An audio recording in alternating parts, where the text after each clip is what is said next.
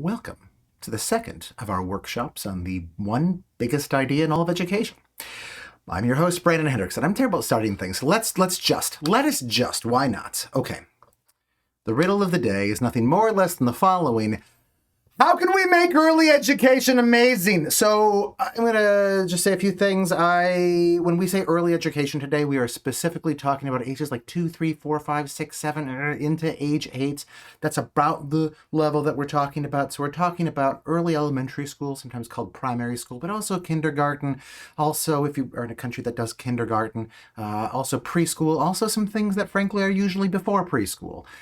Egan breaks up the boundaries of the ages differently than anybody else does, and I'm just going to try to chunk this together as early education for this. Okay, let me go ahead and take upwards of 30 seconds and go ahead and throw in your guesses for this. Guesses is maybe not even the right word, like earnest opinions, zealously held beliefs would be perfectly fine for this too. Games, fun, free play, more free play. Experiences. Anna, I'm going to push you on that. Isn't everything, by definition, an experience? Aren't we having an experience right now? Isn't the child in the worst classroom in the world? There's a contest you don't ever want to see the winner of. Aren't they having experiences?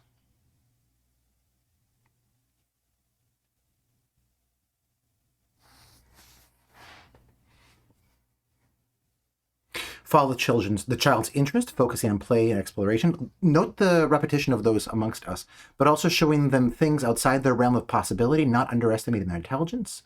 Different experiences. So, like sitting in an unmarked room one day and being teased near the lips of a active volcano another day. Probably not, right? Oftentimes Anna, there's no reason that I'm particularly picking into yours here. All of these things that we're talking about end up being, even like the fun and games. Boy, I am pro fun and games, and Egan really is too. But all of the simple ways and the simple words that we often use to try to say, like, this is the thing that's going to do it, end up oftentimes being undefined or sort of delineated as to what exactly we mean by them, which is why I'm pushing on this. Talk to them about what they want to talk about, and what if they say that I don't want to talk about it, which is what my son does most of the time. Exploration, following their lead, reader telling stories, cultural experiences. I'll give 5 seconds left for anybody who wants to throw something into this. 4, 3, 2, 1, and okay, by the end of this, we're gonna have arrived somewhere. It's been fantastic. Little bit of housekeeping. Actually, what do I want to say? I want to say that by the end of this, we will have. Oh, thank you for that tea. Mm-hmm. By the end of this, we are going to have this fresh look at what early education currently is. You're going to get a sense of what Kieran Egan thinks that kids can do. And we're going to sort of together imagine from that vision what a new kind of education could look like, which is fun. Last time, in the kind of after comments of this, one of us asked a really fantastic question. They said, look, I got you that these are different goals, but in homeschooling, isn't the glory of homeschooling that we can actually jump between these different corners of the sad triangle? Can't we do, I don't know, academics in the morning, and then socialization in the afternoon, internship, job, that sort of thing, and then like development, personal development in the evenings? And I kind of like made up an answer to that. It's a really fantastic question, and I'd only begun to understand it. I spent the last week really thinking about this, and in conversation with another one of you, actually, here is where I'm currently at on this. In theory, yes, you totally can. In practice, this can be really difficult. It's especially difficult if you are a large institution like a school that has to like have teacher trainings to like have like these certain sort of things and these like goals, and you have to have the rooms be a certain size, and you have to sort of inculcate into your kids the sort of understanding of like what it is that they are doing at school, and to like to take a kid and to jump them from one place to another is totally technically possible. And to jump an entire workforce, right, the teacher workforce and the whole schools from one to another is totally possible. But the bigger the institution gets, the harder it is. This is one of the things that I'm wondering even right now, is whether one of the reasons that people really like homeschooling, when homeschooling works well, I feel like oftentimes we'd say, oh, it's because we are able to individualize instruction for the kids.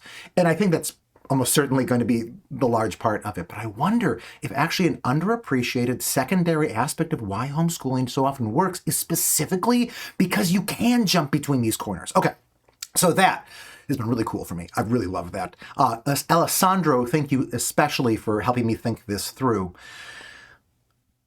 What Egan promises to do is not to jump us around, but is to bring all of these together in a way that they actually fit together and make sense together. He promises to integrate these, to squeeze these together and make them work wonderfully. Whether or not he actually achieves that is an open question, and if anybody's interested in staying after the workshop today, it'd be really fun to kind of kick around, just from like what we've learned today, whether we think that is true or not. Okay, so let's, what do we want to do next? Let's do this. Okay, so I also, in the last week, the aftermath of that last workshop has been really enjoyable. I got a really fantastic email from another one of the people in this workshop. She is in the Bay Area. She works at a startup, and you know, startups are always trying to disrupt things. It turns out that her startup specifically is trying to disrupt time. This is their chronological disruption machine. And so she was really interested in this idea of like what the progenitors, the founders of the academic school of education, literally the academy, and the developmental school, what they would think of her daughter's first grade classroom. And so she slipped in at night, borrowed the chrono disruptor, and kidnapped Jean-Jacques Rousseau and Plato and brought them to Mountain View to go see her daughter's first grade classroom. And it was really interesting, she said, what they saw, Plato and Rousseau at the Googleplex. Sorry, Rebecca. Not said. Thank you, Rebecca. Thank you for this. If anyone here hasn't read this book, if you want to understand like the essential vision of Plato, like this is the book. This is also one of the best books on philosophy you will ever read, and one of the best books on parenting you will ever read. Really, particularly one chapter where Plato goes head to head with a stand-in for the woman who wrote the Battle Hymn of the Tiger Mother. Really and a developmentalist. Really fantastic. And what she found is that there in the classroom, watching this first grade classroom, Plato and Rousseau came to her at the end of the day and told her that they actually agree on something. They actually have like one unified judgment as to what a typical first grade classroom feels like, actually is. And it was one word. My question for you is, what do you think that word was? It turned out her email cut off there. So I wasn't actually able to like see what that one word was. But what do you think that Plato and Rousseau would think about an average contemporary first grade classroom? You got 30 seconds, go for it.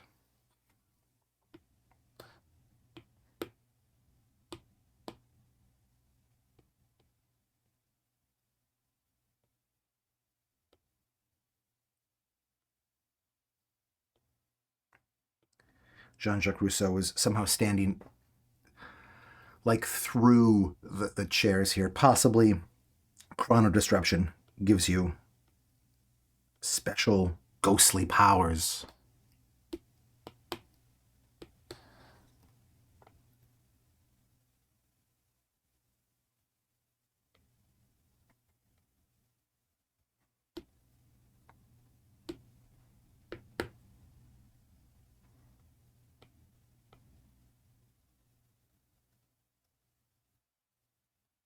That doesn't look so very terrible. Fragmented, colorful, overstimulating, circus, chaos, hell. The tables, kids interacting with learning. That sounds much more positive than hell. 5, 4, 3, 2, 1, and... So what do you remember back to first grade or second grade or third grade or kindergarten, right? Like, I feel like I have these sort of splotchy memories. But I have more immediate memories of when my kids were in primary school. I remember going to, I forget now if it was my son or my daughter's conference, because they were always just the same story, both of them, and talking to the teacher there. And the classrooms were always so colorful, and the teachers were always so professional, so much more professional than I'm ever going to be in my life. And the class, I just look around the classrooms and see like the sorts of things that they were teaching, and it was such weak sauce. And I would compare it to the sorts of things that my kids were learning at home that my wonderful wife was teaching them. Things about like ancient world history, things about, I don't know, like the wonders of zoology, the glories of physics, like these intricacies of grammar, philosophy, world religions. And I would see this stuff around the classroom, and I would just think, and the teachers would always say the same thing, your child is so bright and so wonderful, and I love having them in class, but they are really distracted. And I thought, no crap. Just look at the stuff that you are teaching them. But I couldn't say that because, I don't know, maybe you can say that, but I feel like I can't get away with that.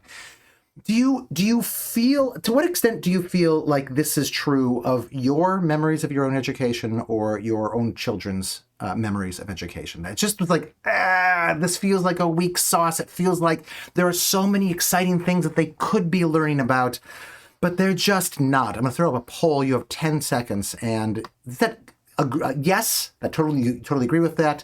Your experience, no, or maybe. Whatever you say is obviously your own experience for this. 3, 2, 1, and so we're about evenly split between the yeses and the maybes, and nobody said no for this. One of the things that Egan suggests is if you want to understand what school is like for your kids, don't look at the classroom, look at the homework. If the homework doesn't excite you, it's not likely to excite them. So I went online and I found some examples of first grade homework. I was trying to choose things that stood in, things not like the extremes, but things that stood in for the generalities of these. So here's something that I found for reading. I went to the farm yesterday. I saw a barn. It was big and red. I saw cows and chickens in the barn. Where did I go? What did I see? What was it? Egan describes this as insulting to children's intelligence. Let's just say that it's important that you have to start somewhere with reading. That's not what he's talking about.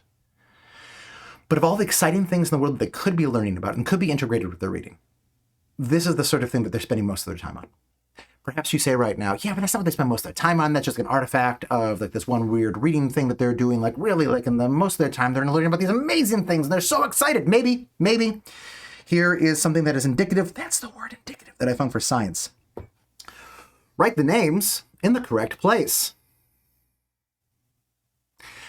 How intellectually, I won't even say hard. I don't want to think about this as a hard, easy thing. I want to think about this as a vibrant thing. I want to think about this as a stimulating thing, as a meaningful thing. How meaningful is this activity?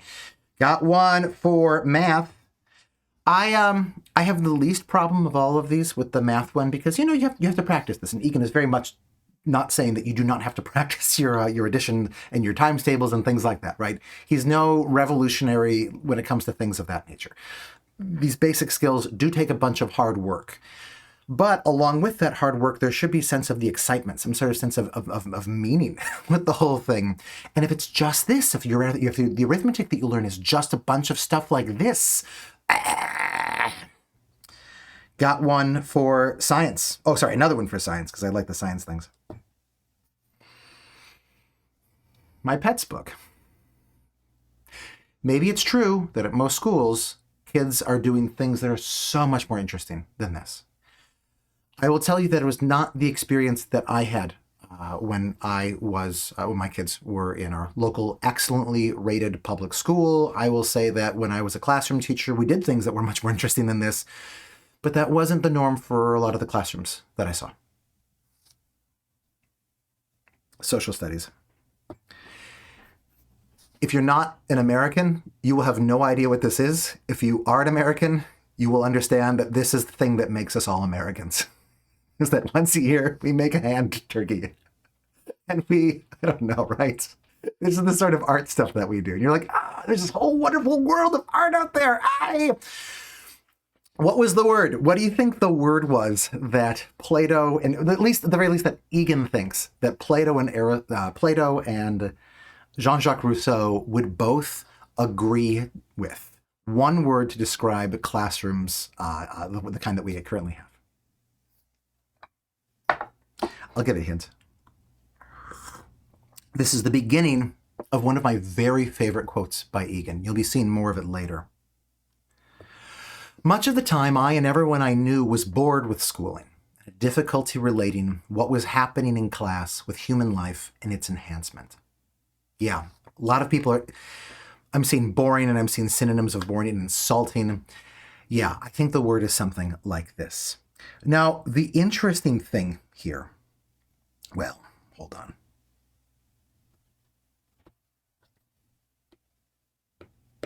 One thing at a time.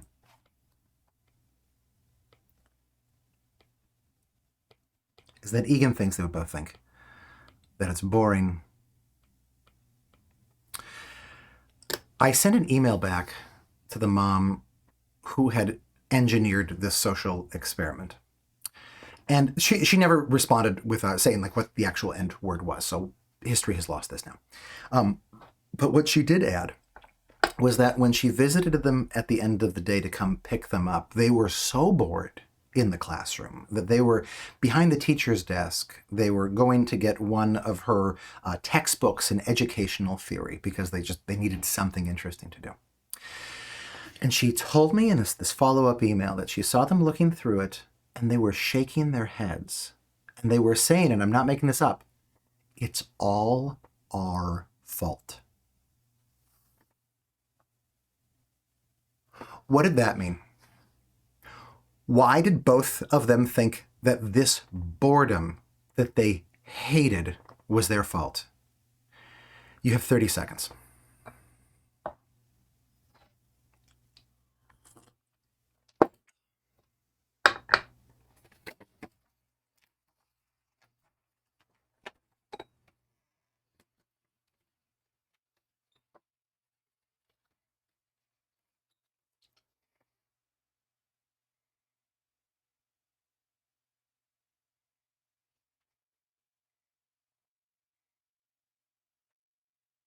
Their ideas were misunderstood because they made it seem like there should only be one end goal because they already knew most of the stuff. I mean, I feel like when I'm listening to a story of, I don't know, the Peloponnesian War, it's just the best story ever. The most double crossings, the most horrendous things happening, the most acts of glorious sacrifice. It's a good story. It's a good story. Or heck, Toy Story, right? Like, I know what happens in Toy Story. I really know. I've watched it a lot. But it's not boring. It's still interesting, you know? So it's not just that they knew it. 3, 2, 1, and... Here's what Egan argues. Why do I keep saying Aristotle? Plato and Jean-Jacques Rousseau had followers, so many followers. This is a picture of Jean Piaget, another Jean, who is specifically, Egan puts him in the tradition of Jean-Jacques Rousseau, in the developmentalist camp. Piaget's question was to be the sort of the Darwin of children's, maybe the Newton of children's minds, to really figure out what is it? How do they actually come to these like different understandings? And he thought specifically that there are these, if you know anything about Piaget, you know that he thinks there are 4 different stages that people can get to. The first one is basically when they're a baby up to, oh gosh, I forget, I think age 2 or something like that. And like the formal operational is the top one. I think it's age 14 plus, but some people never get there. And then there are the other 2, I always forget what they're called. This is called sensomotor, whatever. I had to memorize this at one point, and it frankly never struck me as that exciting. There's something important here. Piaget is trying to follow Rousseau. Piaget is trying to give explicit direction, explicitly filling in the details to see how the human mind naturally develops. And he said there are these different ascending levels. There's something tremendously important in this. So I'm going to be picking on Piaget here, but really John Dewey, who also follows, if you don't know John Dewey's like the most important person ever in American educational history. John Dewey and his followers come up with this idea of the expanding horizons model of social studies, where in first grade you study, in kindergarten you study yourself. First grade families, then your neighborhood, then your community, then your regions of your city. Sorry, what is it? Community, sometimes city or regions, whatever. This changes. National history in 5th grade, world cultures in 6th grade, world geography in 7th grade, national history, civics, world history, national history. This is an idea that John Dewey and John Dewey's followers developed specifically, again, in this developmental idea. Because how do kids come to understand the world? Well, it's this idea that they know they have to base new knowledge on the things they already understand. They anchor new learning in things that they've already experienced. So experience here becomes really, really important. Think about the shape of this, though. We talked about this as expanding horizons. Let me draw this.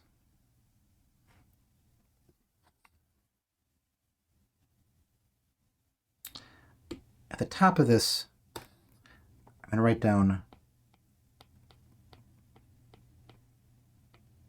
progress.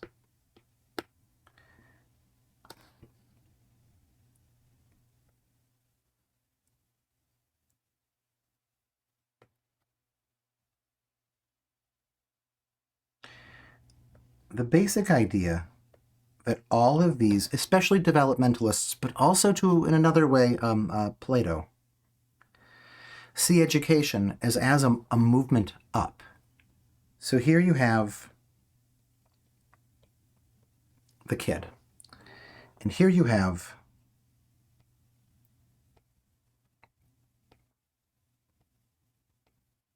the adult.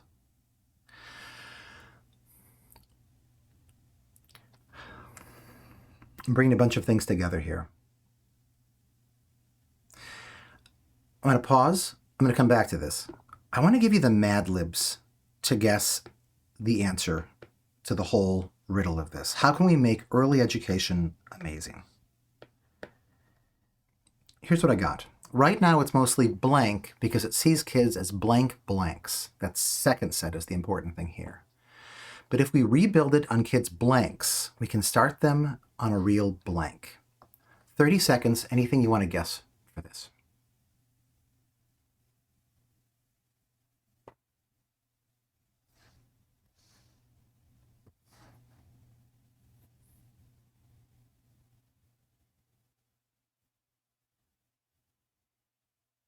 Feel free to just throw in the words. You don't need to give the context for this. Real journey, it's mostly boring, blank slates, empty shells, blank slates. We have so much on the topic of blank slates in educational philosophy, and so does Egan, that I'm developing from Egan. Interests and journey, real adventure. 5, 4, 3, 2, 1. Imagination. Boring is what I conceive of as the first word here. Okay, it's the second part. In Egan's mind, the way that schools understand, no, not just schools, but yes, schools, but that Plato and Jean-Jacques Rousseau and Piaget and Dewey understand kids is this way that they would never say. They never put it as this. They always say the opposite. But if you follow through the implications of what they're saying,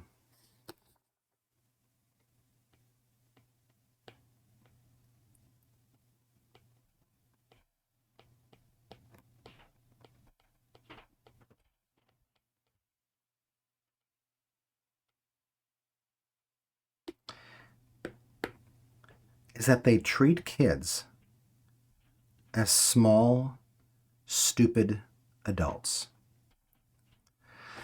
The idea of progress, the way that it's done in the sort of developmental and academic approaches to education, assumes that here's where you start and here's where you end.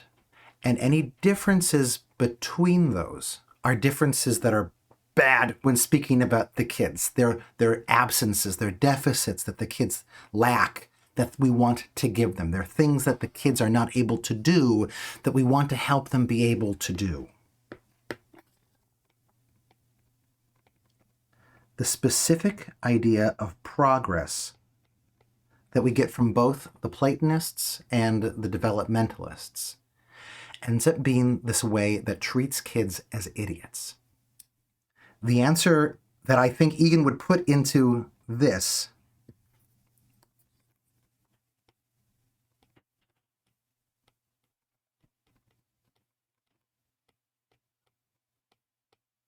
is stupid adults. If this, how convincing does this seem? Play with this idea. I will just say that I used to work in a school that prided itself on being, it tried to be as developmentally appropriate as possible. And I would frequently hear faculty members, wonderful, brilliant, thoughtful people who really believed in this developmental framework, saying things like, oh, kids can't handle that. That's not developmentally appropriate. Oh, kids can't understand history, right? They haven't arrived at their formal operational level. That's too abstract. Kids are not able to understand things that are that abstract. Is this true? This is an important question for us. Okay, let's do this. Where do I want to go with this? I want to show you this.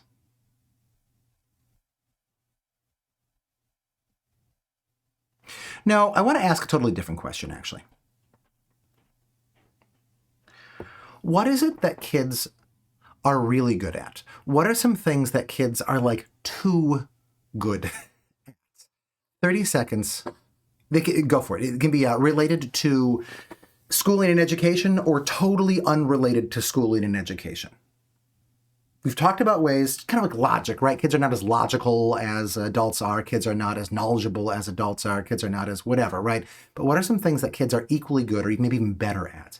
Fantasy play, asking why, honesty, Minecraft, noticing things, imagination, tech, memorizing, energy, figuring out how things work, mine anyway, mine too, risk-taking, creativity. My son fixes all the things in our household, discovering. So I have to apologize. When I was actually preparing this next section, I don't have that many pictures for it because I was working this morning and my 13-year-old son came in and he said, hey, I've got a joke for you. Why don't pirates bathe before they walk the plank? And I'm like, go away. I'm busy. This is a really important workshop that I'm going to give today. He's like, it's because they can just wash up on shore. And I'm like, go away. Scram. And then he was going away, and I heard this bumming upstairs, and I knew exactly what it was. This is my daughter, and she is dancing in her room because she is always dancing in her room to music that she can hear, or possibly that music that nobody else can hear, right? She gets like really into like just like listening to and like embodying music, and I was walking up the stairs to like go tell her to like cut it out because I needed to focus. And then I heard my son coming up behind me. He's like, hey, I gotta tell you about this idea I have in my head for a rocket ship. And it would have like these fins like here and have like these kind of thrusters. He's been really into Kerbal, and Kerbal 2, if you know what those games are, just came out yesterday. So he's like really, really excited about this. So he's telling me all these ideas. Like, here, I can draw it on a piece of paper. I'm like, no, I've got to focus on this. You've got to get your sister to first. So I got up to her room, and she had stopped bumming anymore, which was great. And then, but instead I heard her like muttering and like talking on the inside. And I heard her kind of like running back and forth quietly though, like sneak running, like ninja sneak running across back and forth in her room. And I heard her like take on these different voices, because this is another thing that my daughter is always doing. She's always like making up these really elaborate role-playing fantasy sort of situations where she embodies different characters. And I swear to all that is holy, I heard her say, "You have betrayed me for the last time," through her door. And I'm like, okay, I'm just going to put on headphones. I am not going to get in the middle of this. And as I was like walking back downstairs, I saw that the door to my son's room had been closed, which was great. And I heard the sound of like the Alexa or whatever on in his room, because he's been really into this fan fiction recently, this Harry Potter fan fiction, Harry Potter and the Methods of Rationality. So he was like super into that. Like he was just immersed in that story. So that was great. Okay. Anything else? Tech. Discovering, asking questions that are an interest. Okay, great. Sorry. Anyway, that's a really long explanation of why I don't have as many pictures for this next part as possible. So Egan gives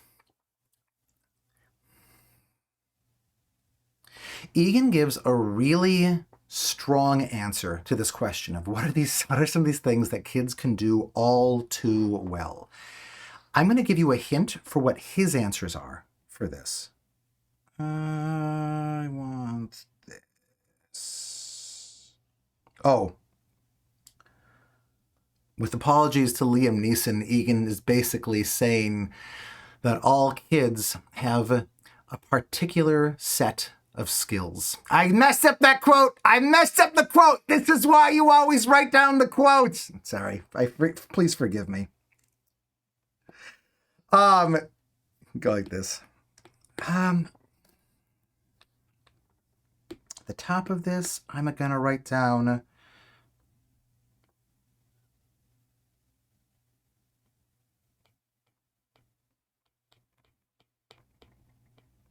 cognitive strength. This is not the phrase that Egan used for this. And I think, frankly, he'd have a problem with this. I think this is a good place to start with this, though.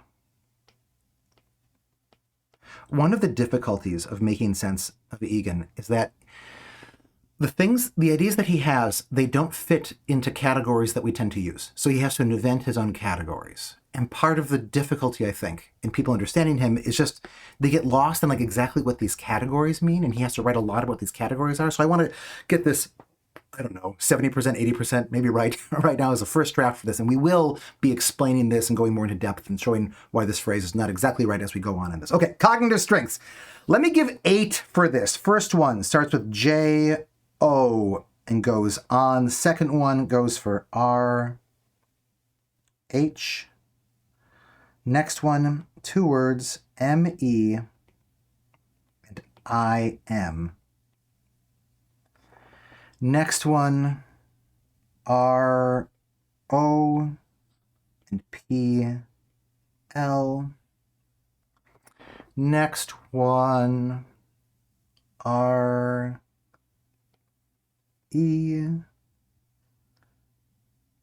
Then M-E.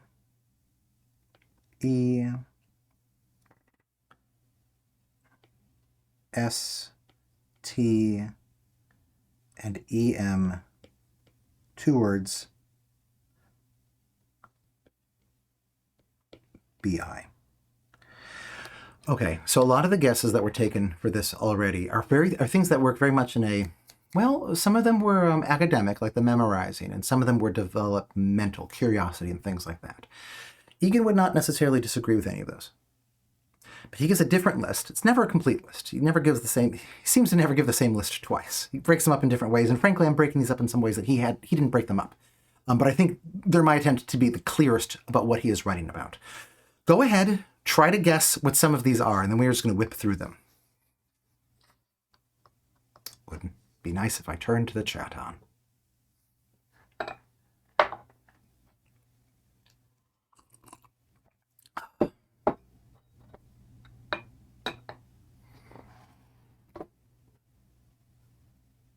You know, some of these are really good and are not things that Egan takes. Classical education does a lot with some of these. Let me just throw these out here, shall I? So kids, it's not that Egan is saying that kids are better at jokes than adults are. Kids are terrible at jokes. Let's just be clear about this. Compared to adults. But they're also still kind of good at it. Not only are they kind of good at it, but they're drawn to it, like sometimes like moths to a flame. Kids love jokes. Kids will choose to spend time on jokes. I think I'm spelling this word correctly. This is always one that gives me trouble. Quick quiz.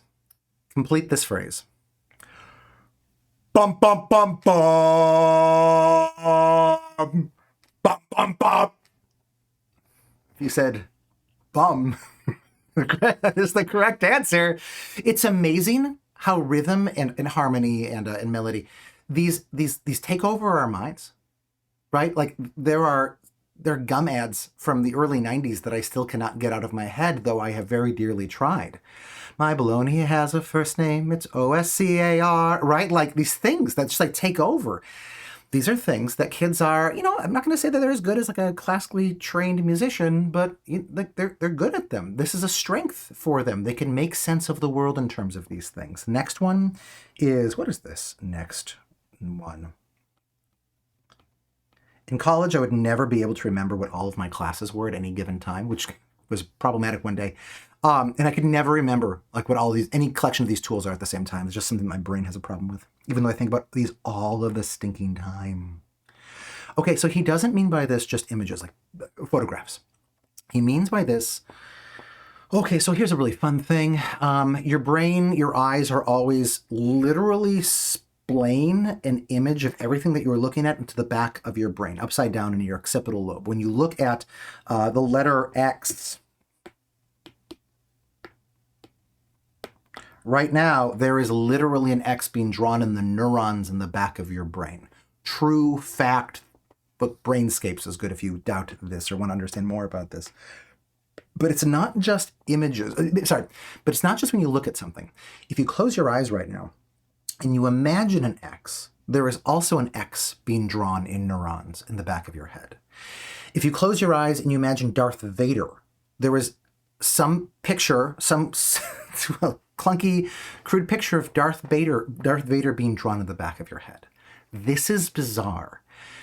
And it's not just with visual images. It's with other things too, other sensations too. If you imagine something, your brain is doing this whole theater of the mind thing where it is sort of replaying, bringing back together all of these things, and it can feel real.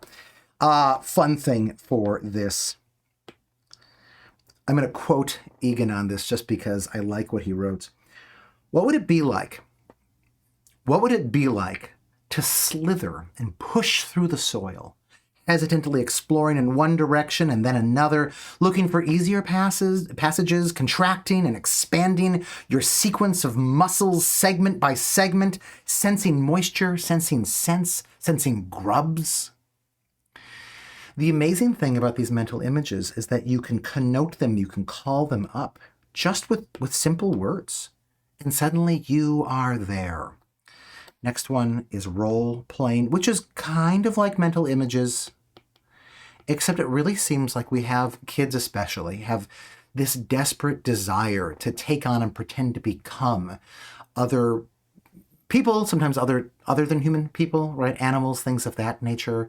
It's something that kids are really, really good at and love to do. I can never spell this word. This isn't a tool that Egan names a lot of the time, but I think he should have. I think it's a tool that ends up being really important what he talks about, and he should name this one. I think he tries to kind of squeeze it into images, and I think it's more helpful to break these out. A less polite way of saying reverie is to say spacing out. Yeah, right. Just like watch a kid watching TV for a really long time. Like they're gone. One of the most important ones of all is metaphor. the way that we conceive of schools now, we think of kids as stupid adults because they're not as good as adults are at logic, which is true. True fact. You can measure it. People can measure it. A fun experiment was done, back in like 1980, Howard Gardner and Ellen Winter, I think, who looked at metaphor-making capacity among kids of various ages. 4-year-olds, 7-year-olds, 11-year-olds, and college students were some of the categories here. And I forget the exact sort of task that they had them do. But it was like, okay, like here's a new situation. Here's like a new like weird machine, right? Like I'm not gonna tell you what this does, but like come up with some metaphors of this, or how can you come up with some metaphors for whatever. And they explain what metaphors are. Kids get metaphors easily, immediately. It seems like they really make sense of the world in terms of metaphors rather than in terms of logic.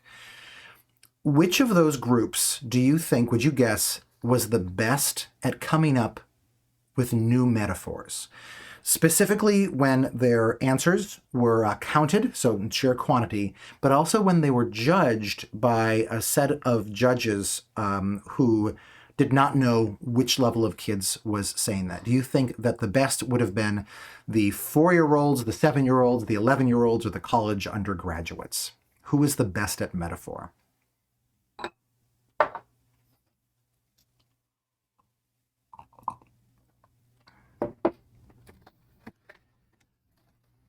What's amazing for this is that it's not the college students. Okay, nobody guessed college students, so congratulations. You're all very smart.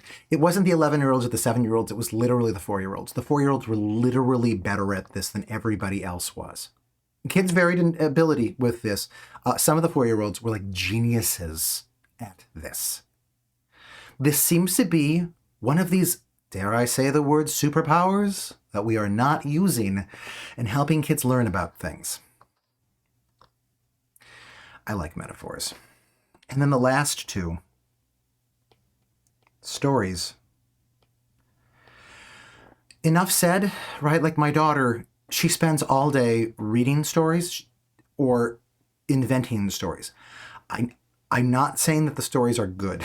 In some ways, like they're terrible stories, like they're not interesting stories. But she's drawn to them. My son to a lesser degree. But she just pumps them out. She cannot get enough of them. And he loves them too, the nut is. And then the final one, let me not actually finish that word right now.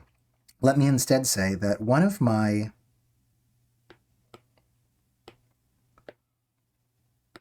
hobbies is looking at narrative theory, the academic study of what is it that makes some stories good and other stories bad. There's all sorts of really popular books that you can get for this.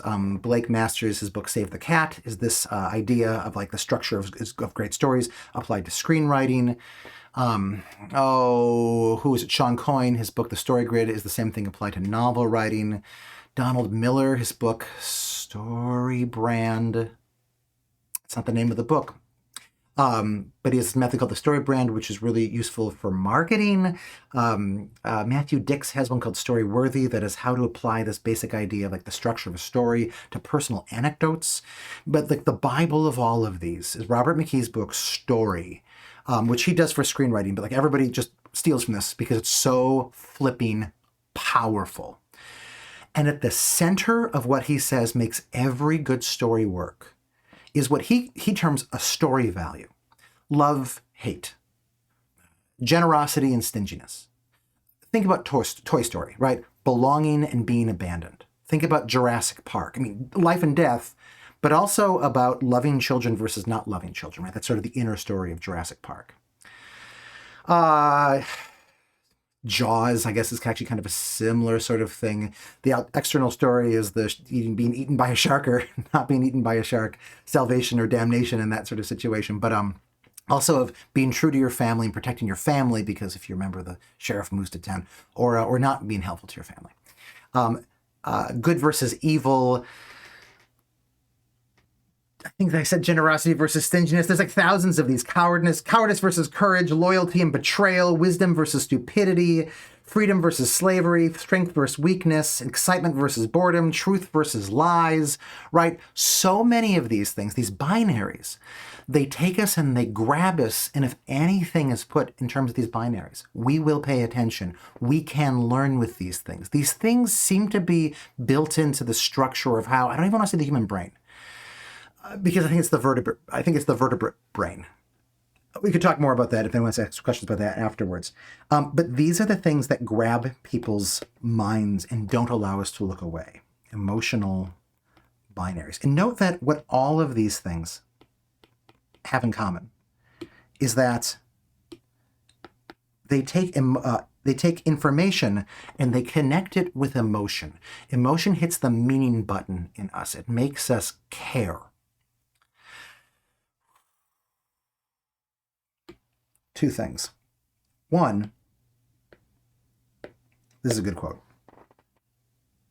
I got in trouble recently. I didn't get in trouble. I got in trouble with some of my friends. I did get in trouble with some of my friends for sending out the announcement for the birth of our daughter, saying with the title, "Babies are stupid and that's why we love them." And I do stand by that statement. But many other people pointed out, many of the people pointed out they're not stupid. They're more brilliant than we are because they learn faster. Yes, both of these things are literally true. In fact, they have to both be true together, right? They have to be so brilliant because they start off knowing so little. And the word stupidity can mean both of these things, right? The problem in education is when we misunderstand one for the other. But this statement by itself does not accurately represent Egan, because kids have this particular set of skills, there's the line, that they use to learn with, which are these things that we've just been talking about. Here's just a little fun thing. The way that we currently understand schools, the sort of idea that kids cannot understand things that are abstract, kids cannot understand things that they have not seen or heard or experienced. There's something really weird about this picture. There's something about this picture that theory can never explain. And I mean, I guess you can see it in a number of different places, but you can see it especially well right here. If anyone is interested in sticking around after, do, and we'll talk about this. Okay, Egan's big idea is that these things, these skills, these strengths are so powerful that we can rebuild all of education on them. I want to talk about how, but first, what's your guesses for this? 20 seconds. Go for it. There are no clues on the right-hand side today. I apologize for it. I didn't have the time.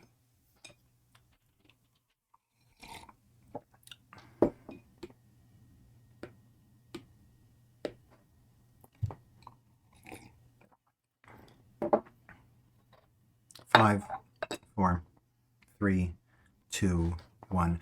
I'm seeing strengths and skills, and those are both exactly right. I'm going to do strengths because I don't know. I'm feeling that right now. Kieran would not have used either of those words. But what he would have used, we'll see in a little bit.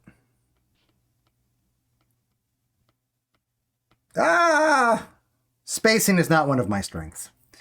We can start them on a real, okay. So let's talk about this. I want to talk about what Kieran thought the curriculum could look like, what schooling could look like if we reinvented all of the disciplines, all of the subjects on these, let's call them right now, strengths. He had, in a lot of his books, he sketched out his ideas for 5 specific subjects: literature, science, math, art, and social studies. We'll do those, but he doesn't think that those are necessarily the only, he did not think that those were the only subjects that should be taught. Just that if you wanted to be the most conservative about it and like not upend the rest of the school day, you could make those sort of changes to those, and you could have a lot of goodness from that. There's another question as to whether his method makes us think that we should actually do away with those topics entirely. But assuming that we want to keep those, he said, okay, if you want to do it, there is a trick. First, ask, why do we teach these topics? Why do we teach math? Why do we teach? And then in order to answer that question, first, well, go and ask another question. Where did that subject come from in the first place?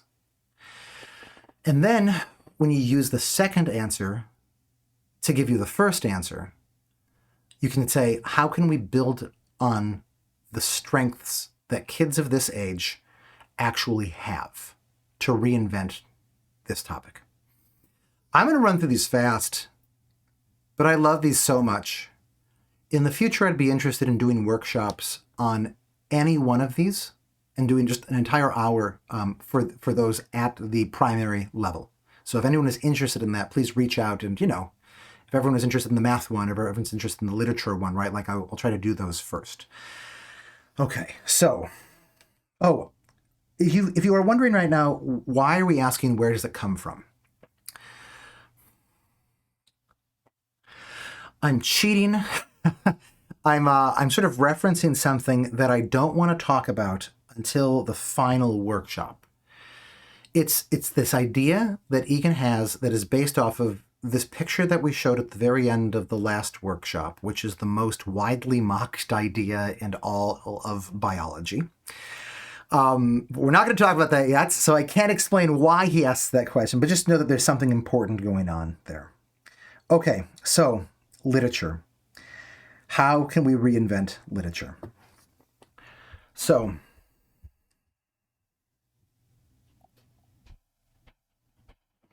why do we teach literature? Well, where did literature come from? Now, the modern study of literature literally comes, literature literally comes from letters when we began to write things down, right? That root keeps popping up there. But those written books, those written novels, whatever, literary studies, those things come out of an earlier tradition of oral storytelling. Imagine people sitting around a campfire and telling stories, physically, verbally telling stories to each other. Not just stories, but people also who are reciting poetry, these long epic poems oftentimes, and are sharing proverbs with one another. Just like little bits of advice, that sort of thing. These things, stories, poems, proverbs. This is where we should look in order to reinvent the curriculum, the literature curriculum for these early ages. Okay, and now look back at our previous list of these strengths. Which of those can we bring into that to really do a great job of those things? Egan in a couple different places. One of them, this one. I will be putting a bunch of different books this time in the PDF that I send out or I link to after this workshop. If you want, this is one of his thin ones. Sort of practical take on how to make a curriculum for this age. This is probably the best book to get for that. Okay, so how can we do it? I thought I had a quote of his, but I think I can't find it in here, so that's perfectly fine.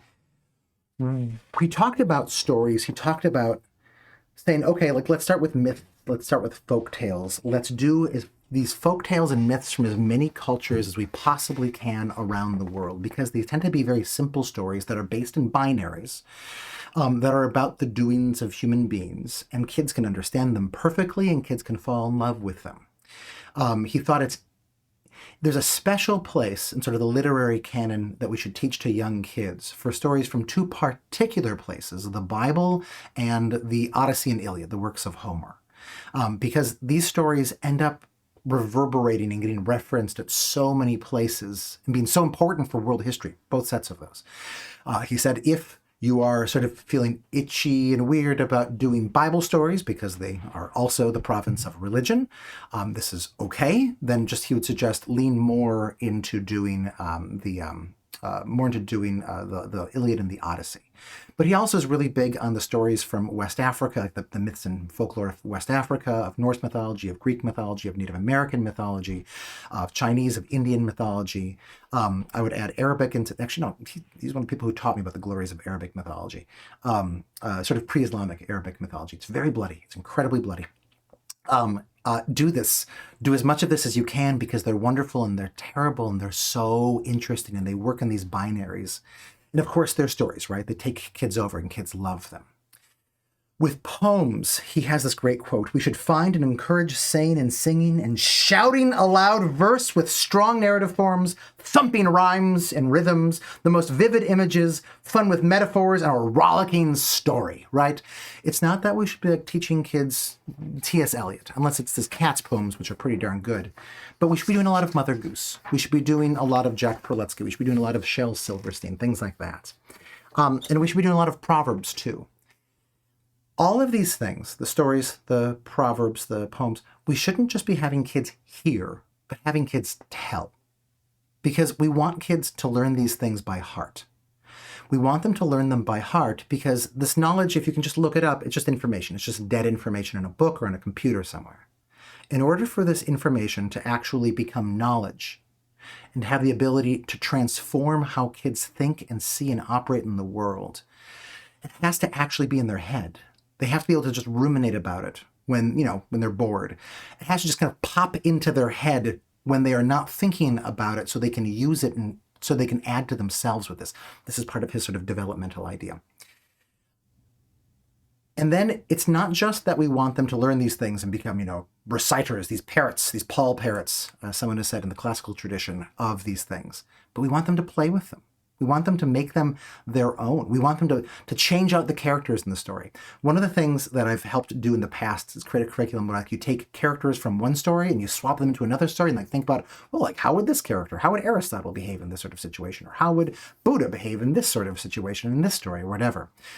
But you can play with these suckers and it can be amazing. Okay, so that's literature. How can we use these things to reinvent science? We should first ask, why the heck are we teaching science in the first place? And to answer that, we should always ask, where does science come from? This is an interesting question, right? Because historically, science comes out of magic. Science comes out of astrology, right? Astronomy comes out of astrology. These good ideas these accurate ideas of the world come out of these like totally crap ideas of the world. I'm thinking like various things from biology and whatever too.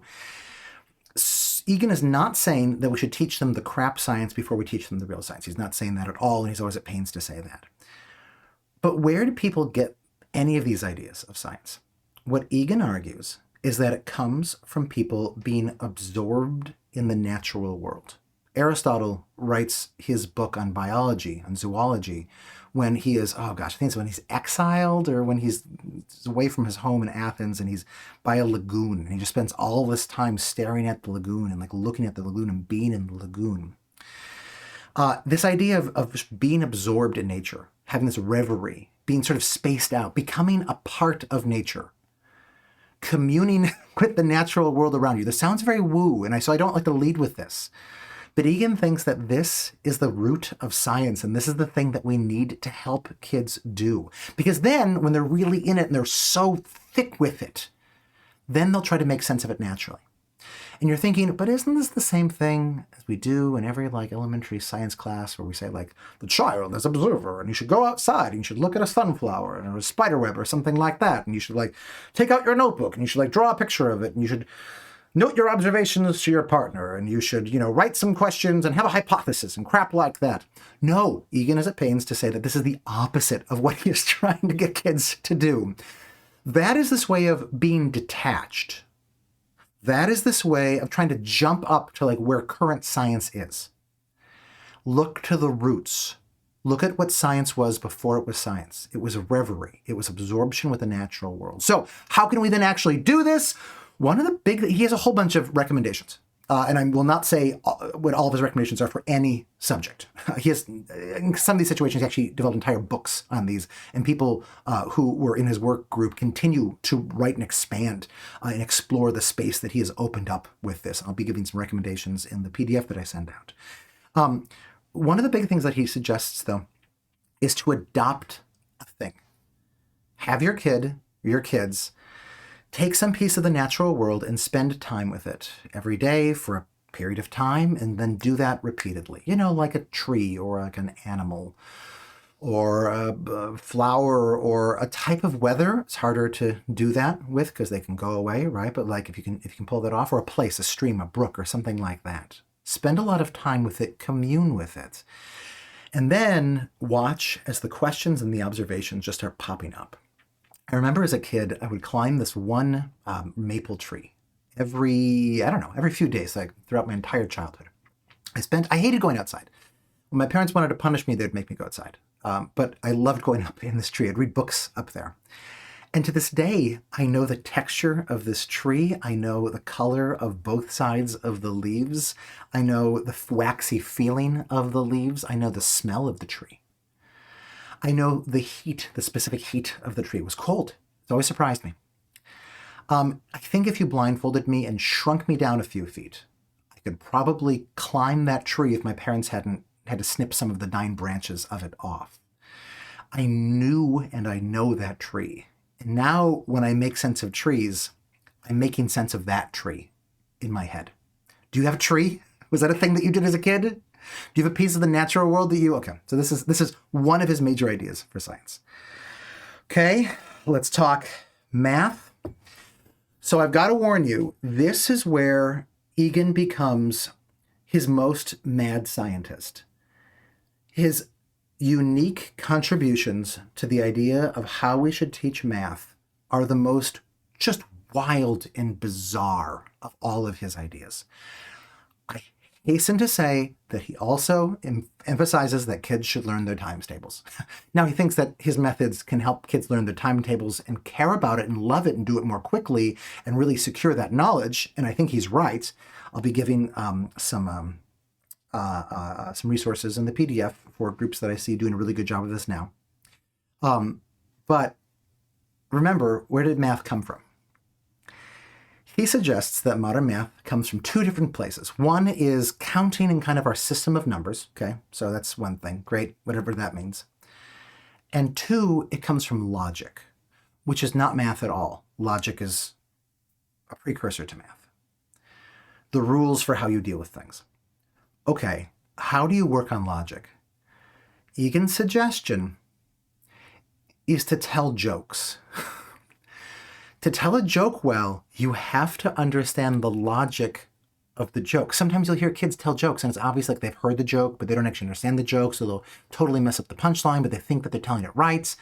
And then you kind of like walk back with them and say, well, why did that original joke sort of like, why does that make sense? It's not just that kids should learn a lot of jokes and riddles and puzzles and things like that, but they should also become tellers of them. They should learn to tell the jokes well. Wordplay jokes are especially, he thinks, interesting, though also like absurdity jokes that sort of like break our understanding of like what was going on are helpful because they get us to sort of focus on like what was our model of a situation, what is the model of the situation actually.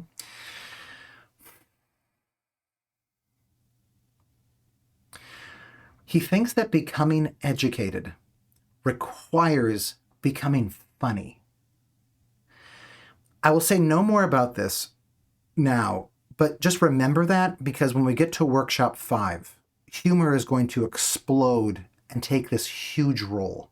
And just I want you to have a hint that something bizarre is coming with that.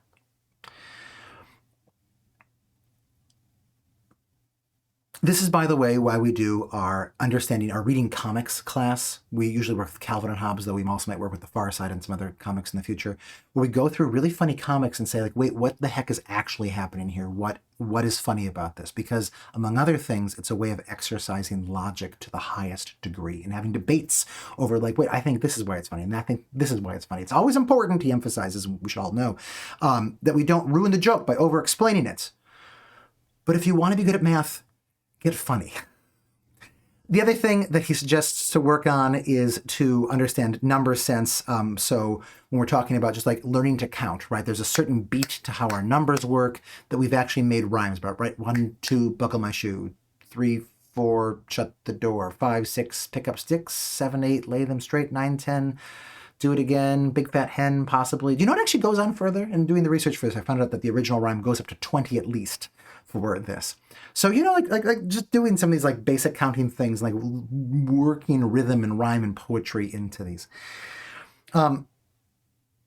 He suggests this amazing, to understand our logic of how numbers work, how our counting system works with our place value.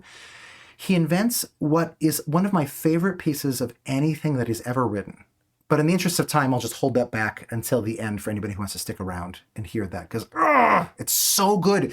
And it may help you understand for the first time how our number system works. But we can use story for that as anyway, the offshoot of that. Okay, that's math. He has much more to say about math. Stories of like, where did mathematicians come, like how do they get these ideas in the first place, right? You should know about Pythagoras. You should know about Fibonacci. But art. Okay, well, what's the purpose of art? Well, what's the origin of art? Now, this becomes hard because we don't really know. This picture in the background is one of our oldest instances of art. And an intriguing thing about it, Picasso, when he was led to this cave in France, you have to go down and crawl down for a really long time before you get to it. It's really hard to get to. He is said to have gaped and have wept, have said everything afterwards is trash. The first instances of art that we have from human beings are great. And they're realistic, but they're not. It doesn't seem like they're just trying to capture like the exact details of a thing. It seems like, and right, in some ways, this is really mysterious and who the heck knows, right? Maybe they have religious import. Maybe they have blah, blah, blah, blah, blah, blah, blah, blah. But it's not a crazy thing to say that they seem to be the style of these is trying to capture the vividness of these animals. Not just what this animal would be like if you had a camera, but what it feels like to be by one of these animals. Its strength and their speed and their horror and their beauty. Okay, so if art was originally an attempt to capture the vividness of an experience, to put a pin, preserve for, the future, what it means to really be alive. Okay, that's what we want to help kids do now.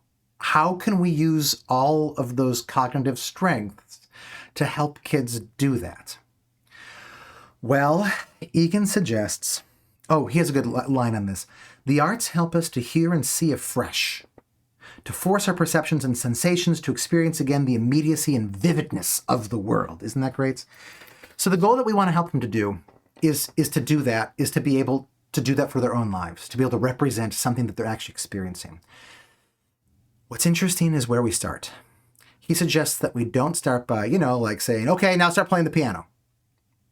The ordinary thing to do is something like, here is Mary Had a Little Lamb, because Mary Had a Little Lamb is not the greatest song in the world, but it's a really simple one and kids can do it. And so you teach them how to do that and then you make it more and more complex. No, Egan says, that is again thinking like kids are stupid and you can only dumb down the smart things. No. Kids have all these abilities. So what can they do now that will be really, really helpful to pay off later? Well, they can build up this library of sensations. So with noises, we should teach kids to whistle, Egan says. We should teach kids to hum and to sing and to make all these weird clicking noises and go and right? They should be wacky in their just exploration as like, what are the sorts of sounds that the human body can make? If I could do that thing where like when you go, it makes this really fun popping noise. I would totally do that right now, but I've never figured out a way of doing that, right? They should make farting noises with their face. They should do all of these things, just explore with colors. They should explore what is the world of colors and of lights. With movement, they should practice moving and like, can you become a panther? Can you do a role play of a panther? Can you do a role play of this kind of animal or that kind of animal? Can you slither like a snake across the floor? With materials, they should experience like hardness and softness and pliableness and like rough and smooth textures and all of these like weird textures that we barely even have names for. What is it like to stick your hand in a jar of lentils, in a bag of lentils? What is it like to snort mustard? Okay, he does not say that. That's actually from a Calvin and Hobbes, right? But the idea is you want to stretch the boundaries of what kids have sensed when it comes to music. Okay, Beethoven, yes, but also the Beatles. Tchaikovsky, yes, but also Tuvan throat singers. You also want to have John Cage, right, the avant-garde musician, and you want to have whale song, and you want to have bird song. You want to stretch out their experiences as much as you possibly can. And then in all of these things, as they become accomplished at absorbing in this reverie, in this exploration of this role-playing, of all of these things, then you want to bring in this question of, okay, like, can you shape that in the sort of, publicly accessible way? Can you learn to do and try to communicate some of that in a piano? And only after, to some extent, they have done those things, do you want to have them, learn to play the recorder. Recorder is, I know it has its defenders, but it just feels like so much like it's the simplest, stupidest instrument for simple, stupid human beings, right? It's hard to screw up the recorder, but it's hard to do that much amazing on the recorder. I have a friend who has a friend who loves the recorder. She plays it professionally, blah, blah, blah. Yeah, but then after you put in this complexity, do you want to actually begin to train them to do, official proper singing, to do proper painting, to do proper sculpture, to do that sort of thing? All right. And finally, social studies. So Egan's first idea is that the most important thing to do to social studies is to kill it and replace it with the original thing that it was, which is history. Social studies was invented because of this expanding horizons model where it was understood that children are idiots and they cannot understand anything. Do I not have that picture in there? Drat, here, just a second. I have that. I will add that right. Oh, no, that's right. I just already used it. That's right. That's where it is. Because they can't understand the word. They have the expanding horizons model. He says, of course they can understand the world because they can understand stories, especially stories that are built on strong binaries. They can do role playing, and they can do acting these things out, and they can have these mental images of these scenes of great triumph and glory. Okay, so if the world is your oyster, what can you put into your history curriculum at the youngest ages? And Egan's answer is the greatest stories that the world has to offer. Where does history come from? It comes from mythology. It comes from these epics, not just from like fake stories, but it comes from mythology, epic stories that try to give a sense of like, how is the entirety of the world set up, right? Think about like the Norse creation story or the Greek creation story or the Hebrew creation story or whatever, right? Like these stories that set everything in its context.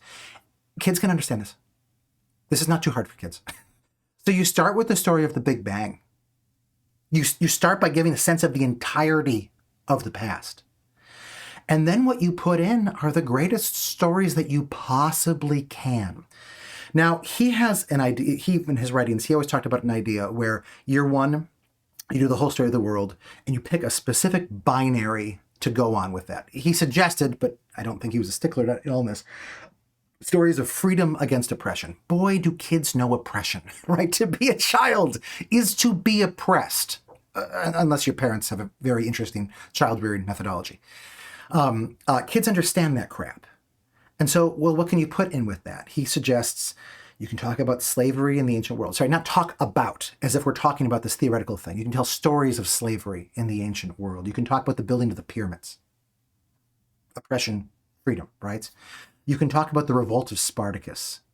You can tell the stories of the Greek city-states against the Persian Empire. You can tell the story of the fall of Rome, the stories of Robin Hood. My kids are going through Robin Hood right now with my wife.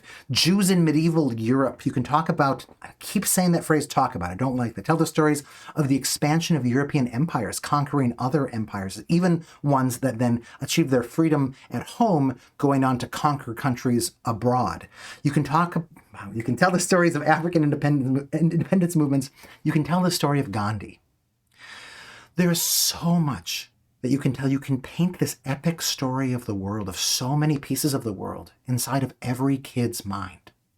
We don't do this. It's horrific what we do to kids. Year two, go back and do it again. What he suggested for year two is oftentimes was security against danger. He suggests a bunch of stories for that. They're in that book that I showed. Year three, he suggested knowledge against ignorance. For all of these, you can sing songs also that incorporate, that help you understand these. You can do images. You can use visual images for these sorts of things.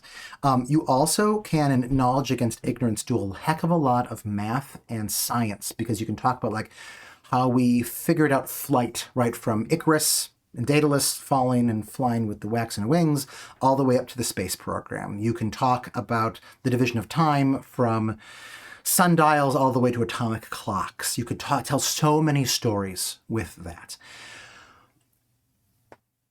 I met Egan a number of times, and the first time that I met him, I showed him the idea that I ended up developing into my master's capstone project.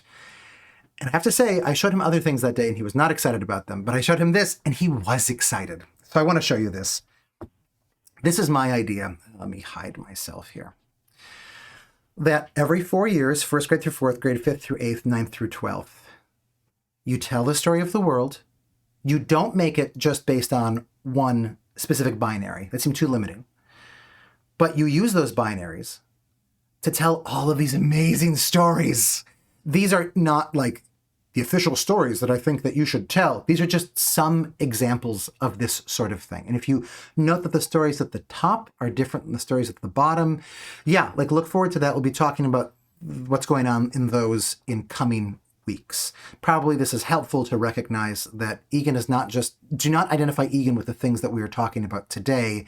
Egan is so much more than this. This is really just part one of his whole system. All right. If we put all of these things together, what do we have? I mean, for the literature and the science and the math and the arts and the history. What do all of these things have in common? I mean, they're emotional. What Egan argued that what we have at this stage is this idea that kids should experience the great struggles of humanity. They should experience them intellectually. They should experience them emotionally. And they should see that they themselves can join those struggles. And that, delightfully, is the hint, as clearly as I can say it, for the final piece of this. 20 seconds. Go for it.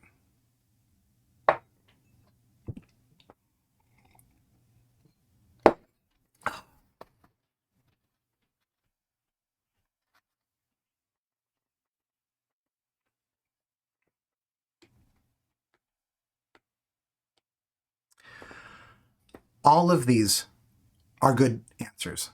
The word that Egan keeps coming back to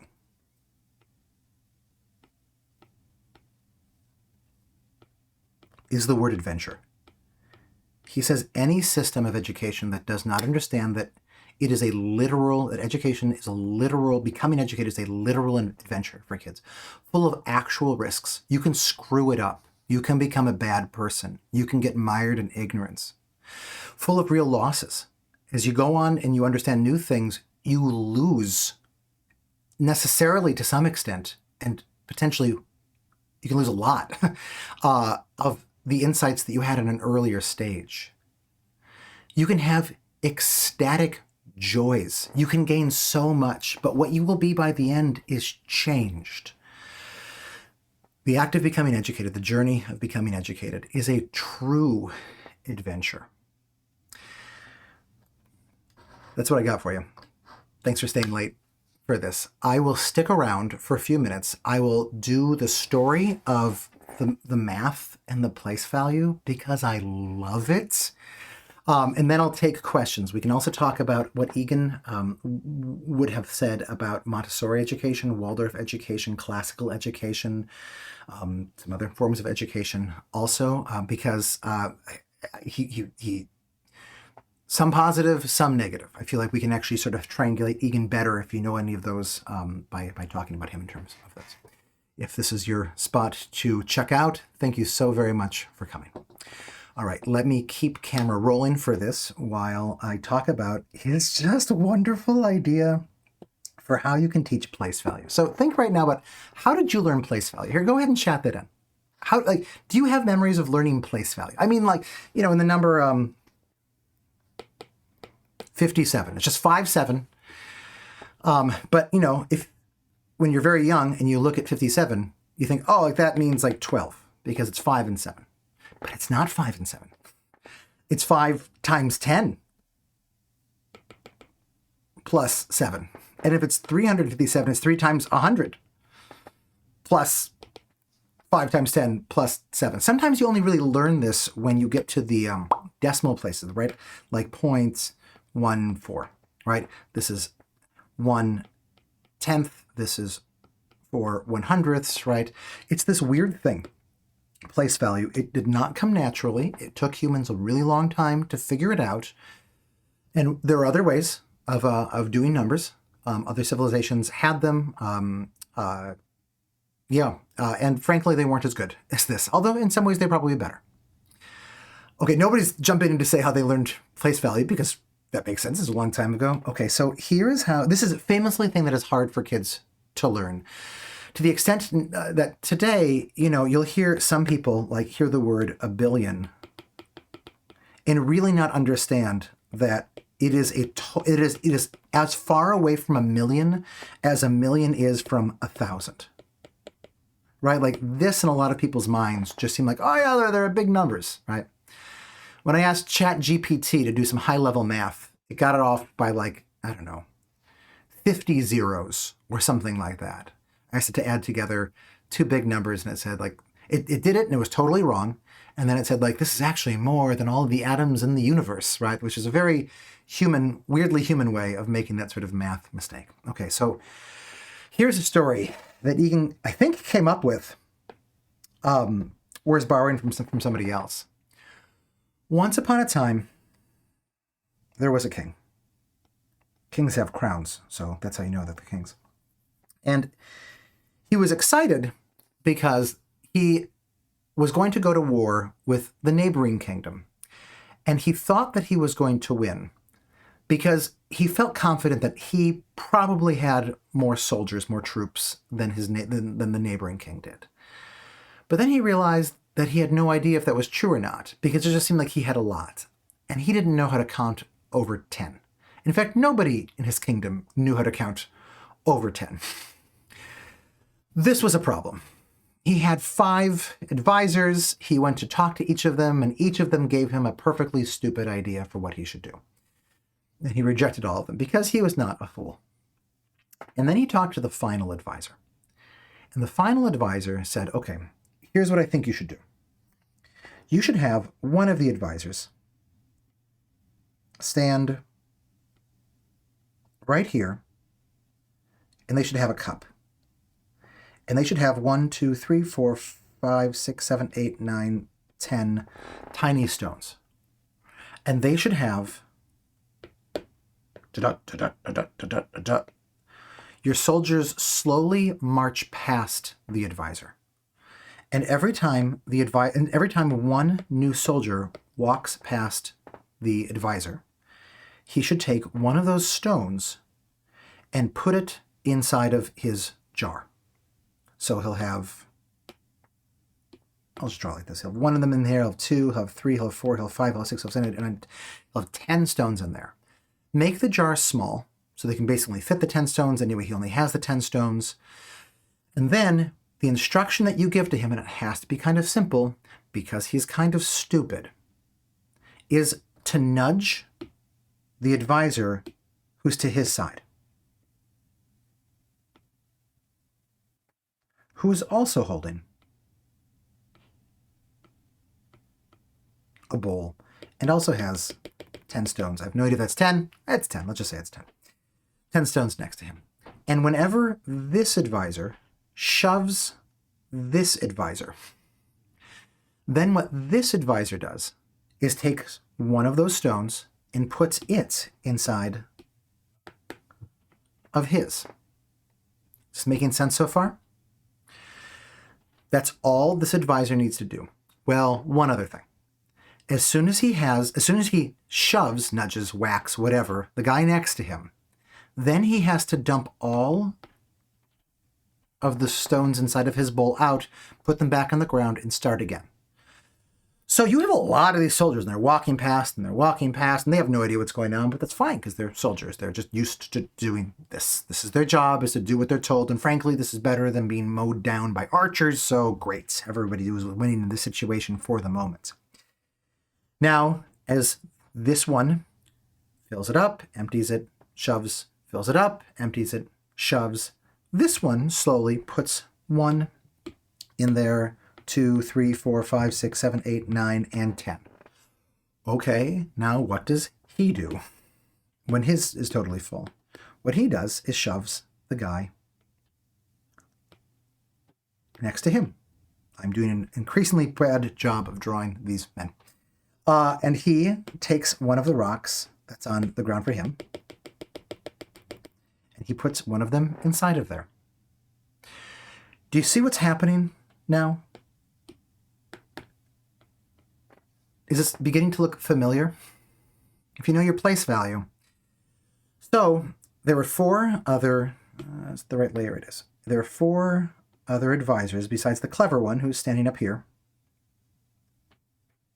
and talking to the king.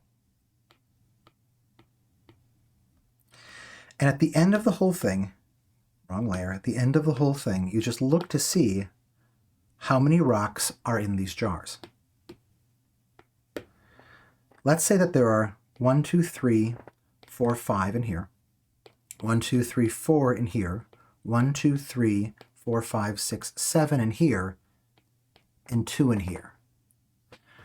My question for you is, in the language that you know, how many soldiers are in this army?